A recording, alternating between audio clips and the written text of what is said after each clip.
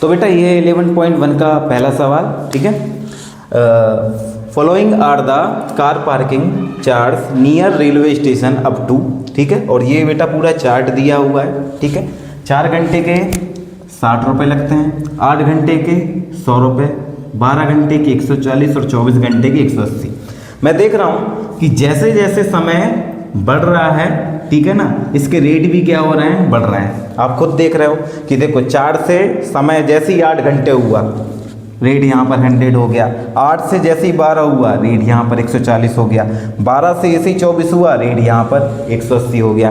तो बेटा चार्ज जैसे जैसे बढ़ रहे हैं, ठीक है, जैसे जैसे टाइम बढ़ रहा है, ठीक है। या फिर इसका उल्टा ही बोल सकते हैं कि जैसा जैसा समय बढ़ता है उसका चार्ज भी कार पार्किंग का बढ़ता है। तो बेटा डायरेक्ट प्रोपोर्शन है ये, क्या है, डायरेक्ट, ठीक है, प्रोपोर्शन, ठीक है, डायरेक्ट प्रोपोर्शन, ठीक है। तो यहाँ पर लिख देना हाँ ये डायरेक्ट प्रोपोर्शन है, ठीक है बेटा। तो आइए अगला सवाल करते हैं।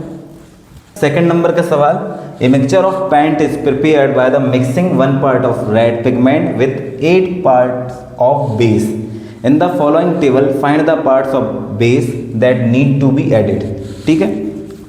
तो बेटा एक बेस कलर है बेटा, उसमें आप रेड पिगमेंट को क्या कर रहे हो, मिला रहे हो बेटा, ठीक है। तो अब देखो ध्यान से, ये पहला सवाल है बेटा जिसमें हमें कुछ थोड़ा बहुत सीखने का मौका मिलेगा या करने का मौका मिलेगा। इसके पहले तो बेटा जो सवाल था उसमें हमने देख के डायरेक्ट प्रोपोर्शन बता दिया था। अब इधर देखिए, तो बेटा क्या करना है आपको, देखो जो पहली वैल्यू दी है, जैसे यहाँ पर दिया है रेड पिगमेंट, ठीक है, इसको मान लेना x, ठीक है, और नीचे वाले को मान लेना है y। तो ये x1 और ये x2, ये y1 और ये y2, ठीक है। अब हमेशा याद रखना बेटा कि कभी अब जैसे मान लो इसमें इतने सारे कॉलम दिए हैं, ठीक है, तो आप इकट्ठा सॉल्व नहीं कर सकते। आप हमेशा क्या कर सकते हो, 4 वैल्यू का एक जो पैरा है उसको सॉल्व कर सकते हो, ठीक है। तो इन 4 खाने में क्या होता है, 3 वैल्यू आपको दी रहेगी, चौथी आपको निकालनी है बेटा, ठीक है। अब देखना है इधर ध्यान से, जैसे मैं इसको सॉल्व करके दिखा रहा हूँ आपको, ठीक है। ये 1, ये 4, ये 8 और ये अननोन है, ठीक है। तो आपको पता है ये x1 है, ये x2 है, ये y1 है और ये y2 है। y2 मेरे लिए अननोन है। देखो कैसे करते हैं, ये डायरेक्ट प्रोपोर्शन है बेटा, ठीक है ना, कि जितना ज़्यादा आप रेड पिगमेंट बेस में मिलाओगे बेटा, ठीक है ना, उतना ज़्यादा वो कलर अपना छोड़ेगा बेटा बेस में, ठीक है। इधर देखना ध्यान से, तो x1 upon x2 equal to y1 upon y2। x1 की वैल्यू 1 है, x2 की वैल्यू 4 है, y1 की वैल्यू 8 है, y2 की वैल्यू अननोन है। इसके बाद हमेशा बेटा क्या करते हैं, क्रॉस, ठीक है। तो 1 इंटू y2, 8 इंटू 4, ठीक है। तो ये हो जाएगा y2, 8 चुके 32, तो यहाँ आ गया 32, ठीक है। अब बेटा आपको क्या निकालना है, ये वाला निकालना है। तो अब ये वाला 4 जो खाने हैं वो ले लो, ठीक है। इधर देखना, इधर बना ले रहा हूँ अलग से अलग में, ठीक है।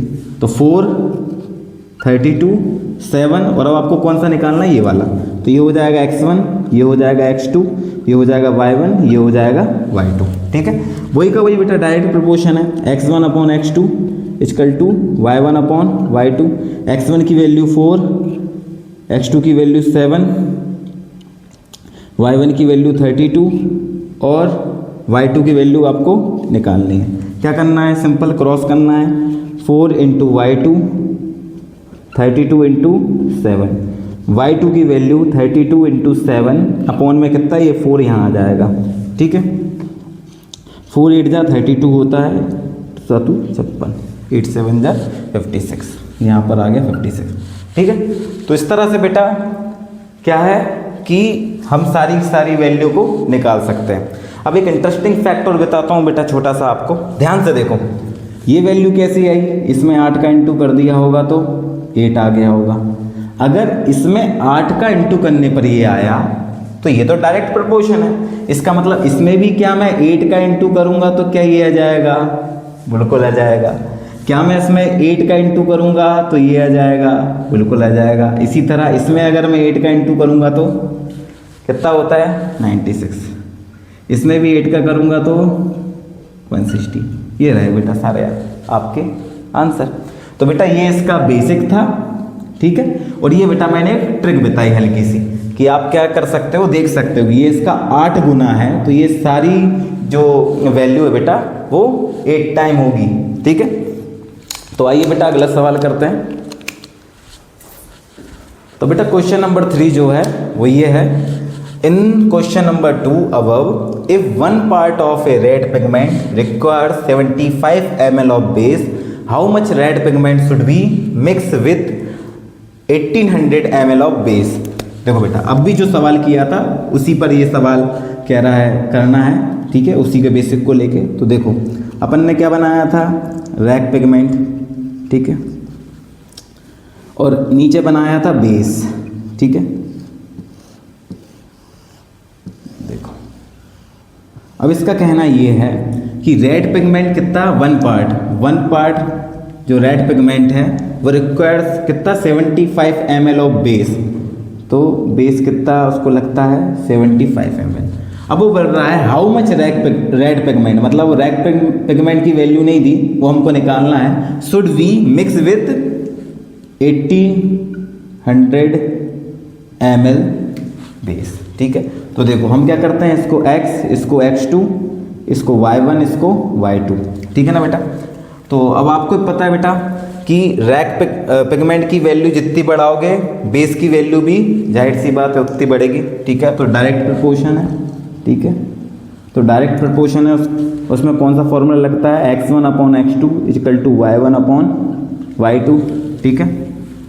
x1 की वैल्यू 1 है, x2 की वैल्यू हमें पता नहीं है, y1 की वैल्यू 75 है, y2 की वैल्यू 1800 है, ठीक है।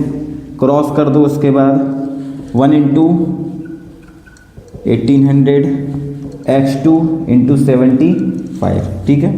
तो ये 1800 ही आएगा बेटा और अपॉन में 75 आ जाएगा और x2 वहीं, ठीक है। अब इसको काटना चालू करेंगे, ठीक है। 5 से 5 बन जा 5, 5 5 जा 25, 5 3 जा 50, ठीक है, 5 6 जा 30 और 0, ठीक है।